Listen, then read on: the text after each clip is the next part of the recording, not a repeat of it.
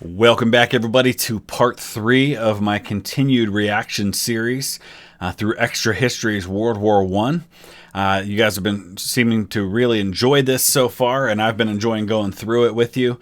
If you didn't see the first 2 episodes, which discuss everything from the end of the Napoleonic era all the way up to 1914, and then, of course, the assassination of Franz Ferdinand, there's a link in the description that will take you back to the beginning of this reaction series, but we're ready to dive into part 3. As always, please don't forget to check out the original content creator. They've got a lot of great stuff. I've been very impressed so far. Make sure you check them out. I'll put a link in the description for that. Please also hit like and leave a comment at the end of my video to let me know what you think of what we talked about here today. So let's dive in.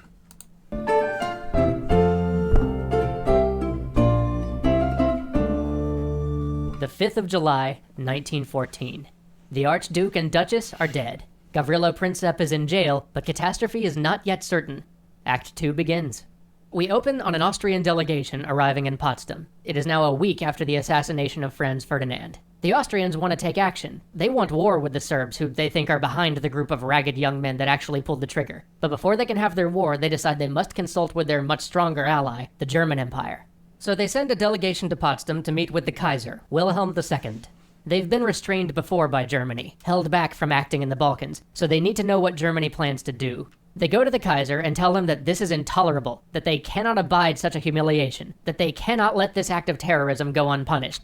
Now, he shows the thing holding war, but at least on the outside, the Austro-Hungarians try to make it look like they're not completely hell-bent on war. But they issue this set of, I think there were 10 demands that they issue to the Serbians, knowing full well that they couldn't possibly give in to all 10 of these demands. And I think the Serbians actually acknowledge most of them. They're just not willing to acknowledge all 10, which is exactly what Austria was after. So I think he's just cutting to the chase and saying, really, they were expecting to go to war. But I'm not sure that that's how they spun it to Kaiser Wilhelm when they went to him to make sure they had his backing. Because they knew they would need his backing, not against the Serbs, but against the Serbs' big brother, the Russians. And the Kaiser says to them, "We'll back you whatever you do. Just act and act quickly. Germany is behind you, without reservation." The Kaiser thinks that general war can be avoided, that if the Austrians strike while all of Europe is enraged over this assassination, if they act while the brutal slaughter of the Archduke and Duchess is still fresh in people's minds, no one will raise a finger to defend Serbia. So really, what he's saying here is that the Kaiser actually is okay with the war. He just figures that it's going to be a regional conflict. It's just going to be the Austro-Hungarians and Serbia. Russia's not going to get involved. They don't want to risk what would end up being this all-out war because, of course, if you're a student of World War I, you know that this is a series of alliances. And all of that goes back to this idea of balance of power. Once the German Empire forms in the early 1870s and upsets that balance of power, they cause this domino effect of a series of alliances. And the main alliance is Russia and France. The major players that are bordering the Germans on either side, on the east and west. They've got this alliance. And of course, Russia also then has alliance with Serbia. So war with Serbia between the Austro-Hungarians and Serbia potentially means war for Germany with Russia and France. And that's not something they're hoping for. And even if the Russian Empire decided that they wanted to protect their Serbian allies, if the Austrians can strike quickly, it'll be a fait accompli. The war will be over before the Russians can mobilize their forces. This is what he thinks as he tells the Austrian delegation that they have a blank check. And this goes back to the faulty premise that Russia can't mobilize quickly. And I'm sure we'll talk more about this, but the whole plan that was in place for the Germans in the eventuality of a war with Russia and France is what's called the Schlieffen Plan, which is this idea that we can't fight a long-term conflict on both fronts, but we can individually defeat each country. So if we can very quickly take France out of the war before giant, big, slow Russia can mobilize, by the time Russia's ready to go to war, we will have already defeated France, and then we can rush our troops to the Eastern Front and deal with them. So they're figuring if Austro-Hungarians can defeat Serbia fast enough, then by the time Russia's even ready to fight, it'll all be over and it won't matter and they won't bother.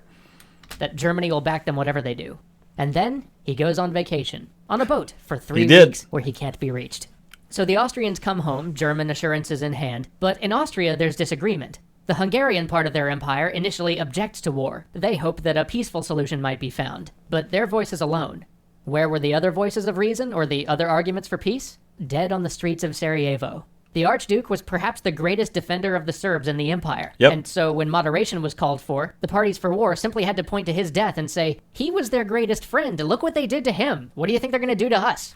That's absolutely true. And again, you remember, Austro-Hungarian Empire is very different than most of the other empires in that it is a hodgepodge of dozens of ethnicities and nationalities and languages. It's very much made up of countries that really are being ignored in favor of what the Austrians want to do. Even though, Austria and Hungary are the kind of two major players, and the emperor of Austria is also technically supposed to be the king of Hungary. Hungary finds itself left out of all of this. And all arguments were quelled. So at last, the Hungarians relented on one condition, a condition that'll be important later, that the Austro-Hungarian Empire would not annex a foot of Serbian land. And with that, the Austrians began drafting an ultimatum to Serbia. But this ultimatum is delayed by a chance for peace. Two men, rivals in the heart of Serbia, in Belgrade, the very capital in the center of this crisis, are two of the only men farsighted enough to see the clouds gathering on the edge of Europe. They are the ambassador from Austria and the ambassador from Russia to Serbia. They both have come to the same conclusion about where this storm will end, so they plan to put aside their differences and meet to perhaps work out a plan for peace. On the 10th of July, the Russian ambassador arrives at the house of the ambassador from Austria-Hungary. The details are agreed to, the plan is set. All that's left is one final meeting to perhaps smooth out tensions, to avert world war. They talk, they take cigarettes, both sides are open, things are going well, and then wham! The Russian ambassador falls dead of a heart attack. You cannot make this stuff up.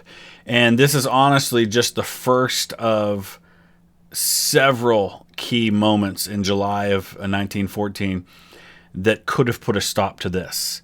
It's one of the most tragic things in history because it's one of the most avoidable wars we've ever had, and it was one of the deadliest, and of course it led to the deadliest war in human history with World War II. All of it could have been avoided, but things like this happen, and it's not the last thing that happens in July that could have stopped all this. Nothing signed, no war stopped. The Serbians blame the Austrians. Rumors circulate that they had the Russian ambassador assassinated, that the Austrian ambassador killed him in his own house. Worse still, this leaves the Russians without an ambassador in Serbia. As events begin to accelerate toward war, they have no diplomatic channel at the center of everything, no lines of communication, no eyes or ears on the ground. They have nobody with the experience, connections, or familiarity with Serbia that the former ambassador had. That's true, and the primary diplomatic ties that happen then are these series of messages that go back and forth between Kaiser Wilhelm and Tsar Nicholas, who are cousins. And they, right up to the last moment, were messaging each other, even though they had governments that were also doing this. But what it came down to was that the voices of the military drowned out the voices of the civil governments in both countries, and they really never had a chance to send out. And even if they did, it'd take weeks to get them appointed and shipped from Moscow to Sarajevo. Weeks they don't have. But with this... Hold on a second. I got to double check this, and maybe I'm wrong about this, but I don't think that the government of Russia at this time is in Moscow. Shouldn't it be in St. Petersburg? I could be wrong, but I'm pretty sure it would have been in St. Petersburg. Its last overture turning to catastrophe, the Austrians decide it's finally time to send their ultimatum. But they can't. Again, they delay. You see, President Poincaré, the leader of France, is going to Russia to meet with the Tsar, and the Austrians, ever nervous, decide that they can't send the ultimatum while their two greatest adversaries are meeting together in the same place. Yep. It would never do. They could make decisions too quickly. They could coordinate in ways they normally couldn't when they're 1,000 miles apart. So the Austrians delay. They wait until Poincaré is 100 miles out to sea before sending their ultimatum. But at last, on the 23rd of July, an ultimatum is sent, from the Austrians to the Serbs. The Serbs have 48 hours to agree to all points or face war.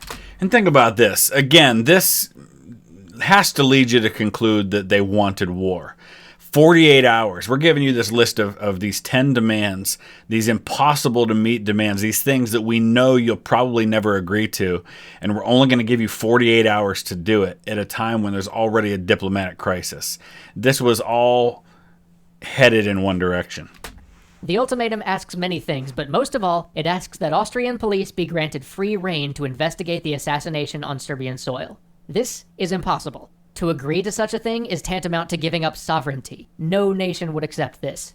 But that's alright, because the ultimatum is only a ruse anyway, a cover for what the Austrians really want. The Austrians want war. They want the ultimatum to be rejected, because they want to appear to the world as though they gave the Serbs a chance to avoid a conflict. It wasn't our fault. We did everything we could to avoid conflict. We gave them a chance to negotiate. We gave them a chance for peace. They rejected it. They want to appear blame-free for the invasion they're planning. And here's where things begin to speed up. Europe begins to boil. Up until this point, the crisis in the Balkans is just another event on the world stage, but all of a sudden, with the release of this ultimatum, people start to clue in to what's happening. Powers outside of Austria, Germany, and Serbia begin to pay attention. But for us, we're going to turn our attention to one man, Sergei Sazonov. Sergei Sazonov was the foreign minister of Russia, and for him, the 24th of July is about to be a very, very busy day. In the morning, he wakes to receive the terms of the ultimatum that Austria sent to Serbia. He reads quietly to himself, then turns to an aide and fatefully utters, "It's a European war." A cabinet meeting is hastily assembled. The highest levels of the Russian government are all there. They resolve to ask the Austrians to give the Serbs more time, while at the same time pushing the Serbs not to resist the Austrians. So here again, it's not like Russia, at least their diplomatic channels, were hell-bent on war. They're trying to deal with both sides. They're saying, hey, Austria, give them more time. Let them deal with this. Serbia, you need to seriously consider giving into these demands. And so they're playing the kind of the middle ground. Even though they're allied with Serbia, they're not just taking Serbia's side. They're trying hard to avoid this. But there is the voice of the military as well. They also make the fateful decision to begin a partial mobilization of their forces along the Austrian border. And what happens and why that's a fateful decision is that the argument then becomes, well, we've already started mobilizing. We can't stop now. It's such a big, it's this idea of momentum. We've started the ball rolling down the hill. It's only going to go faster and faster. And once we've pushed it off the edge, we can't stop it. It's a ridiculous argument, but it's the argument that the military makes. Trying to play all the angles at once in the schizophrenic chaos that seemed all too common in the days just before the war. Now it's noon. Sazonov takes lunch with the French and British ambassador. The French ambassador reiterates France's complete support. The British ambassador says that Britain sympathizes but that he can't make any commitments. Now it's afternoon. The Russian ministers reconvene. With Sazonov confirming the unwavering support of the French, they decide to fully back Serbia, even to the point of war. And now it's evening. Sazonov meets with Portales, the ambassador from Germany. Portales begs Sazonov to call off Russian mobilization. He tells him that there must be solidarity between the monarchies, that they must work together or all fall alone. The argument gets heated. Portales tells Sazonov there will be revolution. Revolution in Europe if the monarchies do not work together. If they don't work together, all the crowns will fall. And he's 100% right on that. Now, not all the crowns fall, but think about it. By the time this is over, the Russian Tsar has been overthrown and murdered along with his family. The Kaiser, Wilhelm II in Germany, has had to abdicate. Franz Joseph dies, and then his heir to the throne also ends up having to step down. And so these three major monarchies are gone in the next 4 years. And he's right. Within 5 years, all the great monarchies of Europe, true monarchies, monarchies where the monarch was the head of state, would collapse. Within 5 years, the Ottoman Empire, the Austro-Hungarian Empire, the Russian Empire, and the German Empire would be no more. Their kings dispossessed, thousands of years of monarchical tradition burnt away in the fires of cataclysmic war. Then something tragic happens. It's one of those small tragedies that lines the path to the First World War, those things that tear you up as you read about these events with perfect hindsight. It's one of those moments that almost makes this seem like a script, like a high drama constructed for the stage, until you realize how real it is, real enough to wipe out a generation. For you see, Sazonov utters the words, "If Austria-Hungary swallows Serbia, we will go to war." Did you catch it? If not, that's alright, neither did Portales. Poor Portales, who so desperately wants to avoid war. You see, Russia's main concern was that Austria would annex Serbia. If the Austrians planned to conquer Serbia, then it had to be war. But remember earlier, when the Austro-Hungarians were arguing among themselves about the ultimatum, that Hungarian element wouldn't lend its voice to war unless the other members of the Austro-Hungarian Empire agreed that they would not annex a foot of Serbian soil. Well, nobody told Portales. He was the German ambassador, not the Austrian ambassador, and somehow the memo never got to him that the Austrians had no plans to actually take over Serbia. So there's a misunderstanding that leads to war. The Russians think that one thing is happening, but that's not what's happening. And that misunderstanding is what ends up leading to World War One. It's just, again, one of multiple things that happen that could have stopped this if people had just communicated more effectively. And I think if there had been more time, they would have gotten that straightened out. But this happened so quickly between when the ultimatum was given and how quickly it had to be responded to. There just wasn't time for this to be figured out. So in their whole discussion, he never gets to communicate this to Sazonov. This may be one of the last moments where the world could have avoided this war. Portalet's impassioned, begging for peace, Sazonov firmly stating the Russian case, the two diplomats meeting in the quiet St. Petersburg night. But the world hinges on small things, and in that gentle night, one of the last the world would know for years, the opportunity is missed. The hands of fate tighten around the neck of Europe.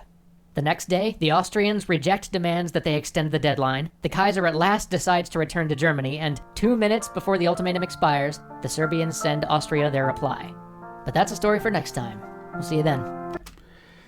It really is a tragedy. It's an absolute tragedy because over and over and over again, you see these moments where if somebody just would have made a different decision, it all could have been avoided. And it goes back to the assassination. If the driver takes a different turn, if the Archduke decides not to go visit the hospital, if Gavrilo Princip decides not to eat in that restaurant, if the ambassador doesn't have a heart attack, if the German ambassador knows about the plans not to annex Serbia by Austria-Hungary, it could have been avoided. And this is not the end of it. If Russia didn't fully mobilize in those early hours as they were also trying to work on peace. If. And again, remember, we're not just talking about World War I. We're talking about everything else that World War I leads to. World War II, the Cold War, the Korean War, probably Vietnam, Afghanistan, 9/11. All of it probably gets avoided if World War I goes differently. So let me know your thoughts about all that. Let's continue the conversation. Use the comment section below. Drop a like if you haven't already. We'll see you again next time. Thanks for watching.